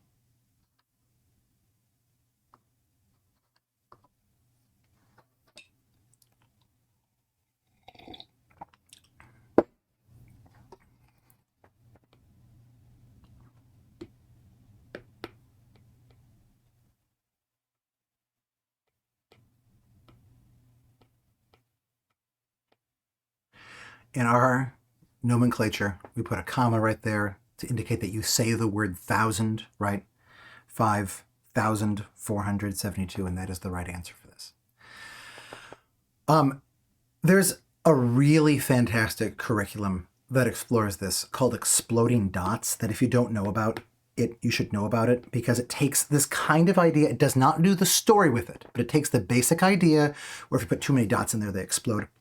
And it helps you learn how to do addition, subtraction, multiplication, division, and then it does it in more advanced ways with non-base 10 numbering systems, because the fact that you have only 10 rocks per jar is what makes it base 10. If you do 2, you get binary. If you do 16, you get hexadecimal. Is that right? I think that's right. Hexa 6. Yeah, 6 and decimal, 6 and 10, hexadecimal. And it's amazing. When I've done it with kids, it's been hard for them to pick up the basic logic in the first place. This story, which note is based on the binary of foolishness and savviness, right? You have the 4 fools, and the 1 savvy counselor. It's easy to pay attention to. There's stakes, right? Like, will the army win or lose? And frankly, Egan does a better job of telling that part of the story than I just did. I kind of miffed it. It's this way of getting kids to pay attention to it and then to use that as their anchor to really understand it. It's possible when you do math through stories to do it badly. And I remember the constructive school that I worked at for a long time, back when I thought that sort of a developmentalist approach was like the key to making education great. They were very dismissive of Waldorf math stories in particular, because they said, no, it does not, it looks like it helps, but actually it just obscures what's really going on. I do not know if that's right or not. I do not know very much. I don't think I know anything about Waldorf's math curriculum. I will say that it is possible to do math stories badly, but you can also do them amazingly. What is that book called? He uses this story in so many of his books. I suspect that it is in Teaching is Storytelling also. Yeah, he does all sorts of things like this in that.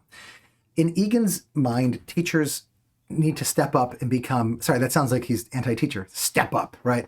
That the role of teachers in our society, which is something that he thinks that Waldorf really gets right, is as the storytellers of our civilization. This is what it means to be a teacher. Oh, the Exploding Dots, not a book, it's a website. I'll just write down Exploding Dots here. It's by a guy named James Tanzen. It's hilarious and free and wonderful. So highly recommended. Try it out right now. Oh, I'm exhausted. For those of you who are still here, which is a frightful number of people, go. If you don't want to go, you can go now. You can totally go. But if you want to stay, I'm interested in raising the question, to what extent do you feel like, there's a bite tomorrow. It's Why is Bread Delicious? We still have a few seats that are untaken. If you were interested in coming to that, we sometimes do these science bites on Sundays. I should show you where that is, I suppose. I'm a bad business owner. If you go to Who Are We? Science classes, and then click down a little bit, and you'll find, want to try out one of our small Socratic seminars. They're like this, but like on steroids or amphetamine or something. They're just like so much faster paced, so much kookier, so much more delightful than this has the ability to be, because this is done in the webinar format. Some people like the webinar format better, I should say, when we do the science classes, but it's not as kooky and fast paced and interactive as the other ones are. But we do these occasionally, and we're doing these this Sunday and then the next Sunday too. We did it last Sunday as well. Good. I don't need to update this. It's still on there. Yeah. Okay, but what I wanted to talk about was this idea as to whether Egan actually brings the goods. He promises the moon. This is the thing, right? Egan promises to solve so many problems. Do you see in what one of the things he promises to solve is the split. He promises to bring them all together. Go ahead, I'll give you 30 seconds. Chat in how you see him bringing these things together, the socialization goal, the academic goal, and the developmental goal in this. Yeah, Gene, you're saying the ones is how many 10 to the power of zeros, tens is how many 10 to the power of ones, 100 places. Yeah, you're exactly right. Yeah, it's a whole powers thing. Though, no, there's a lot of like knowledge that's kind of like wrapped up in there, right? That's not the way that we want to explain it to the kids in the first place. But then that is like the more elegant way of doing it, which, and I here have to jump in and emphasize that it's not that Kieran is saying that that way is the wrong way. He says that that way is actually, I can't say best and I can't say right. He would haunt me as a ghost if I said those things. He would really not believe in that. He would say in many ways, the way that you're saying is superior. And that is the way that we want to work up to. What was the deal with the kid in the classroom? Oh yeah, the kid in the classroom. Thank you. I knew there was something. Okay, so like one of my favorite insights of Egan is that the expanding horizons idea for a social studies curriculum says that kids can only learn about and really understand the things that they've seen themselves, and they have to like base it on there. So, like 50 years, his great enemy, I think, at least in many of his books, was this sort of social studies curriculum. Because, 50 something, 70, maybe 100 years ago, we gutted what, to be clear, was a terrible history curriculum that was all about like memorize these lists of battles, memorize these random facts that are not interesting. It was very traditionalist. It was very academic, right? It was the idea that like this knowledge will magically transform your brain. Egan said that should have been gutted and burned. But then the thing that they replaced it with was, he thinks, even worse. Because it's so provincial. It gets you only caring about your little local area until you're too old. We have the ability, when kids are young, to make them love the world, to understand the great swath and sweep of the world, but we don't do that, and it's horrible. And it's also stupid, because do kids like the social studies curriculum? Numerous times in some of his books, Egan calls attention to surveys that point out that find that social studies is most students' least favorite class in school. Now, I got to tell you, I really like social studies. I ended up majoring in history, and Egan did too. But most kids hate it. It's very boring for them, and of course it is.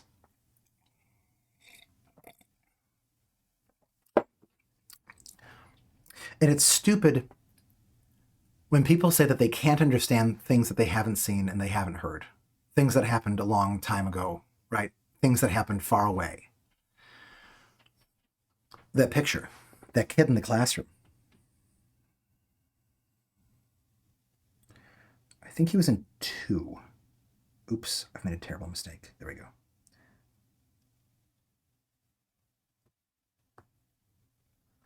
What is this kid wearing?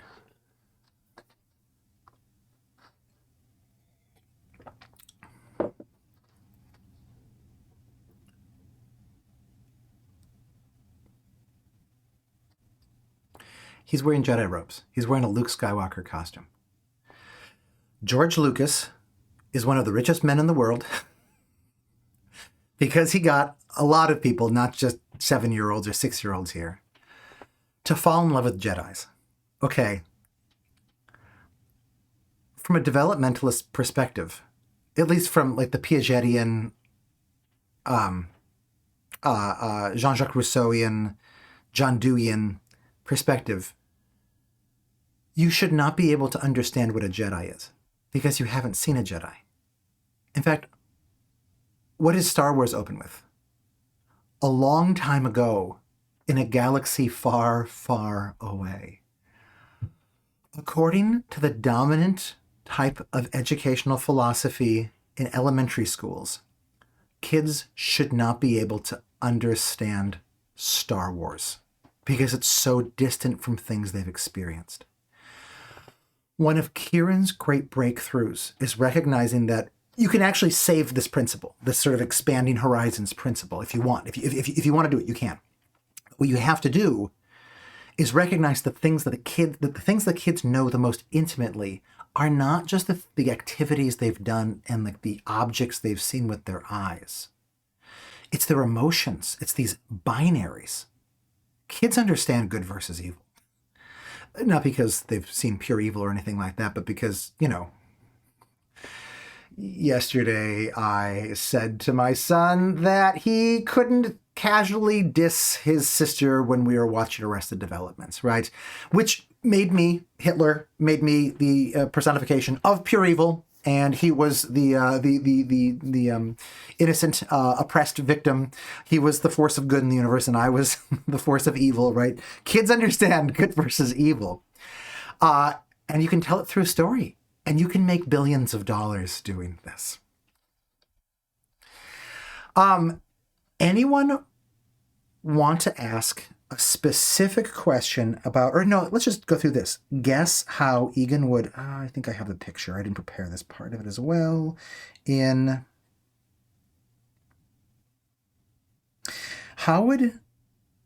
me start with the easy ones.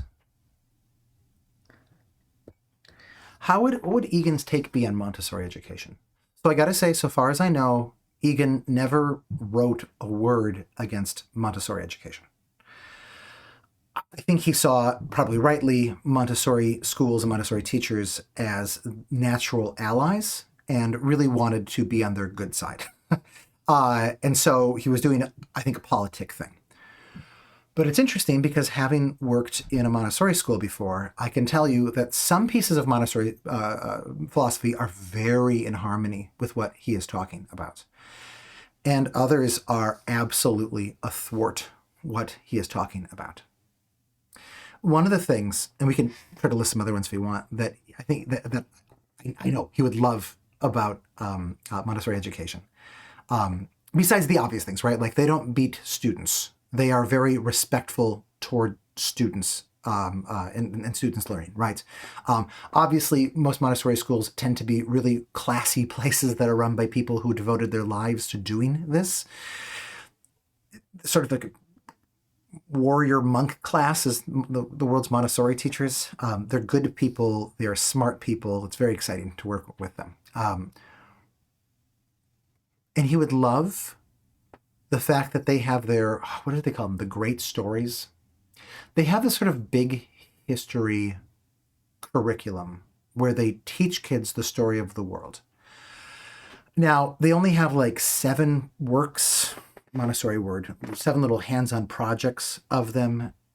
They don't do that much with it, but they do something with it, and it's great, and Egan would love that. Egan pointed out the Virginia What's-Her-Face's book on the story of the world for kids. Now I can't remember right now. That I've seen in Montessori classrooms before. One thing that he would hate about Montessori classrooms, maybe I talked to them about this personally at one point, I forget, is that Maria Montessori thought that kids should not learn stories. Kids should not learn stories about things that were not true. She thought that this was bad for kids. Now, to their credit, most Montessori schools do not practice that. But I have talked to Montessorians who do not bring fictional stories into their classrooms because they think that they harm kids. From Egan's perspective, that is a massive lost opportunity. So Athena, let me read yours word for word. I get why Egan wants to start with binaries, but how does he approach the teaching kids to think outside of them? Not everything is good, evil, no, or us, them, the binary of us, them as a dangerous binary is often seen throughout history. Yes, and he emphasizes this so much, and I forgot to include any of that because just the limitations of the time for this. If I ever get around to doing an entire, let's talk about how Egan wants us to learn math or reading or science in these early ages, then we will go way more into sort of his details on that. So he said he always begins talking about binaries by noting that binaries are oftentimes brought up to say that they are bad. And he says, yes, they are bad. In fact, they are a limited way of understanding the world. We'll talk about this some probably in 2 workshops from now. But note that even a binary like inside or outside is this sort of prejudiced way of looking at the world. I don't mean that in a really bad way, right? But my inside is your outside. My left might be your right. We say things are tall or short based on whether they are taller or shorter than our bodies. We always use ourselves and our own experiences as the judge of this. Hot or cold, right, is usually a question of whether something is hotter than our body or colder than our body.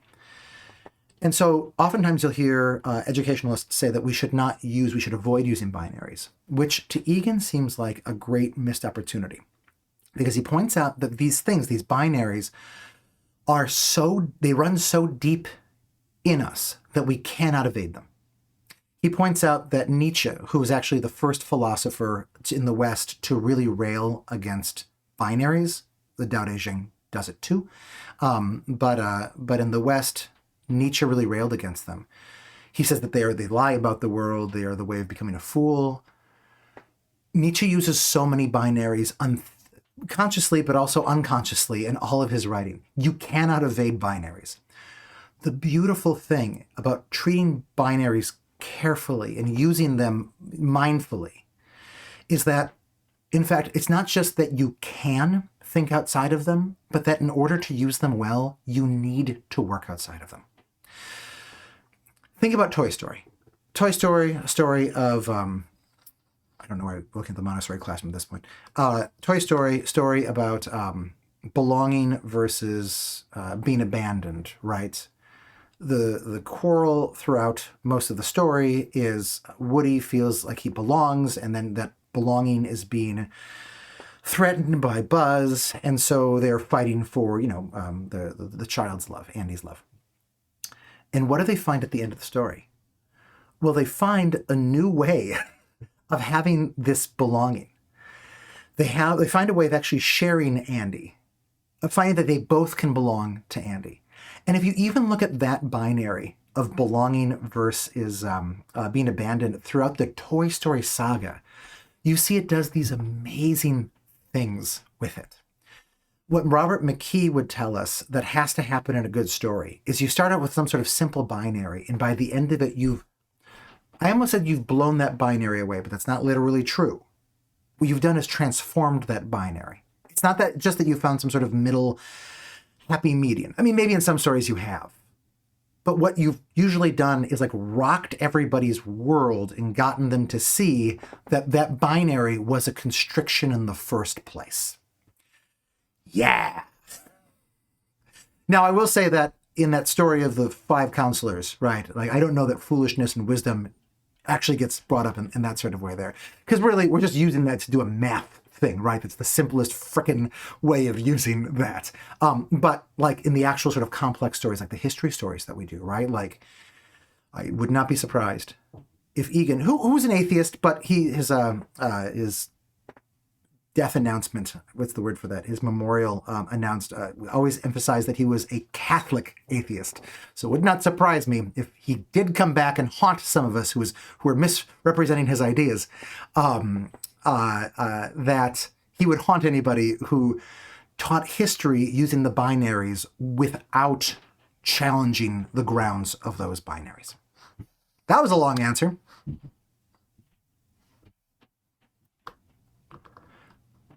My son's Montessori preschool, they wanted him to keep his work on the mat. That limitation was unbearable to him. Yeah, Montessori is very much about order. Okay, so let's actually, on that topic, let's switch to what is in some ways the opposite of Montessori, which is not to say that they're totally different, right? Opposites, which are binaries, right? Binary opposites, are always very similar to one another, right? Like hot and cold are both types of temperature. Dark and light are both types of brightness, right? Montessori and Waldorf, even if they're polar opposites of one another, that means they're actually very close together in some ways. I do want to say that. I don't understand Waldorf methodology nearly as well as I understand Montessori, all of the other ones, frankly. So I will try to avoid saying very many specifics here that I don't have well grasped. I understand that Waldorf emphasizes fantasy play. I also understand, and please somebody check me if you think I'm wrong about this, that Waldorf is worried about exposing kids to darkness. I know that in a very literal way. I think I said this after the workshop last time, that I had a friend who was a Waldorf teacher, which is not an easy thing to become a Waldorf teacher. Expensive and takes years of work. And she left when, well, I don't know what the breaking point was for her, but I do know that she talked about being disgusted that she had been told to not let kids use black crayons because that was too dark. She thought that was racist because she was working with students who had black hair. And her supervisor suggested, well, I just tell them when they draw themselves, like, to just use purple. She said, like, that's BS. Why would you do that? The color black is not horrendous for children. And now I wonder, is there any black that you can see in here? This looks black, but it also looks a little bit green, but then the colors of this photograph are a bit off. And I actually corrected them a little bit because they're even more off. So if that's black, then this place doesn't, wherever this photograph was taken, does not hue strictly to that, I would guess. But I know that one of the critiques that I've heard from people kind of hazily is that Waldorf tends to be sentimental. Egan would love Waldorf school's use of stories. I'm sure he loved their use of stories because, oh my gosh, do they use so much story?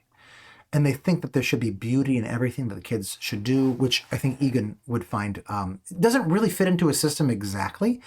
But you don't respect kids by putting them in ugly environments. But Egan was also big on saying that you do not respect kids by treating them like emotional cretins.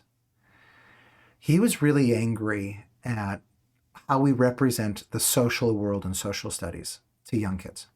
You'll learn about your neighborhood or your city, and you'll talk about, the postal worker and how the postal worker comes in, and maybe they come into the class or whatever, maybe just talk about them. But like, they're so happy to deliver the mail and all the pictures of them. They're always big grins pasted on their face, and everything's always happy, and everybody's always happy to be fulfilling their role. And that's bollocks. That's terrible. It's not true.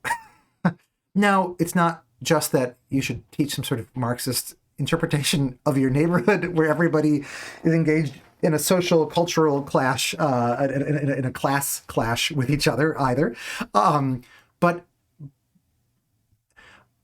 it's not true that everything is happy all the time. In fact, God, just look at that flippin' picture. Oh, I was right here. That was really far down. I feel like I got lucky with that one. Take a look at this. Oh, do I despise the aesthetics of every non-Montessori or Waldorf classroom. I think it's just hideous. the few classrooms inspired by Egan, also aside on that, everything is so flipping cutesy. Look at this happy skeleton. I like that there's a skeleton there. I like there's a globe on the wall and it's sideways. That's cool. I love that. It makes sense to have the number line. I remember looking at our number line, really enjoying it. How cool it also been to have a logarithmic exponential number line on there. The colors, okay, sure. I mean, you need to spell those words or something like that. That's not bad either. Okay. There are useful things. There are tons of useful things going on here. But everything is so flippin' bright and everything is so flipping smiley. I almost swore. This is bad art. And just being inundated in this screams that nothing is serious. Everyone can be nothing is serious. Nothing is dark. Nothing is real. Egan talked about the Disneyfication of the elementary school curriculum. How you just get these treacly, oversweet stories.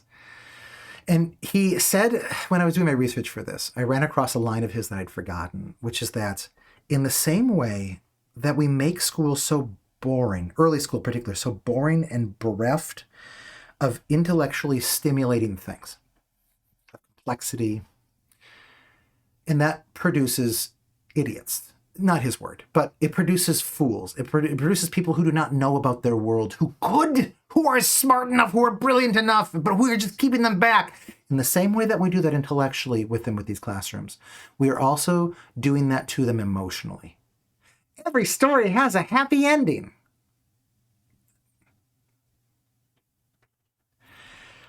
And so one of the purposes of doing history is not to wallow in gore, not to jump to all of the genocides, right? But in a way that is developmentally appropriate, and that phrase does mean something important, right? Don't watch horror movies when you're in first grade. I don't like horror movies now. You should be honest with kids about the world. That's one of the important roles for the history curriculum for him.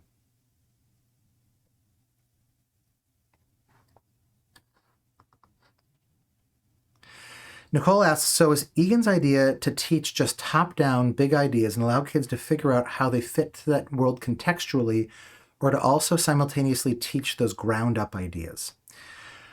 I would say that the metaphors of top-down and ground-up are going to contain too many things, at least here, to try to do a good job of getting at what Egan is saying. In both of those, in some ways. Let's explore that in future workshops. And I'll just say to look for his metaphor of the hologram, about how education can be a hologram. Probably we'll be talking about that. Next week.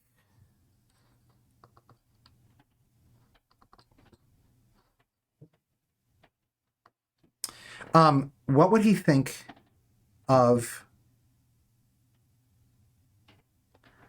unschooling? My answer to that is that I have no idea. I feel like in so many ways, what Egan is obsessed with is the curriculum. What was his specific program that he was the professor, or one of the professors in? Curriculum theory, philosophy of curriculum. I went to him to try to get my PhD with him, studying under him, right? When I ran across his work, I realized, okay, like this is the person whose ideas I want to spend my life unpacking. And I went up and I met with him. That's when I got to show him the first Anki, the flashcard program. He was not excited about Anki. You could just see he was being very polite and smiling. And, oh, it's very interesting. That's very interesting. And then I showed him the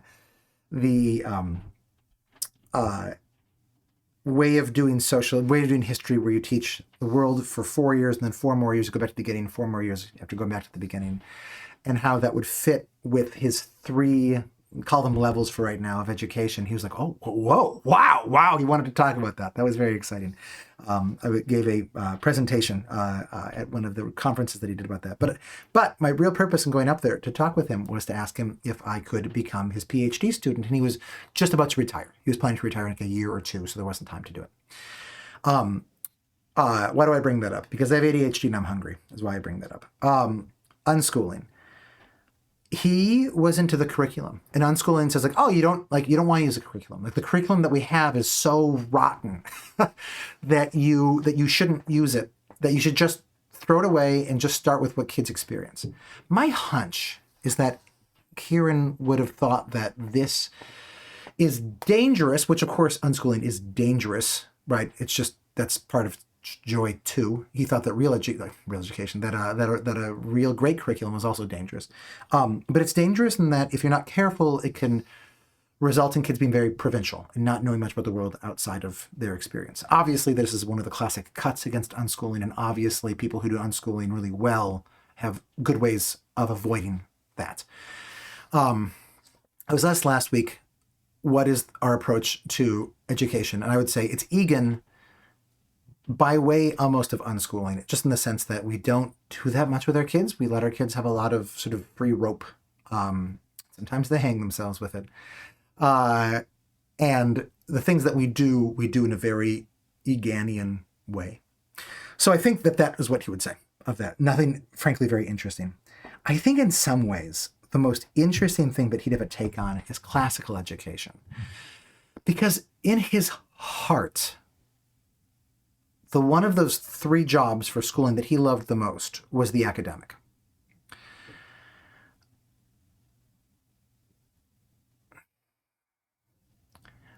And so on a base level, I think he would love classical education. Except classical education has a, 2,000-year history plus of turning out people who frankly are not excited to learn, who frankly have memorized a bunch of stuff, and they look like their understanding is fancy, but really they do not really understand anything at all. Asses loaded with books is Montaigne's phrase, which Egan is fond of repeating. He sees...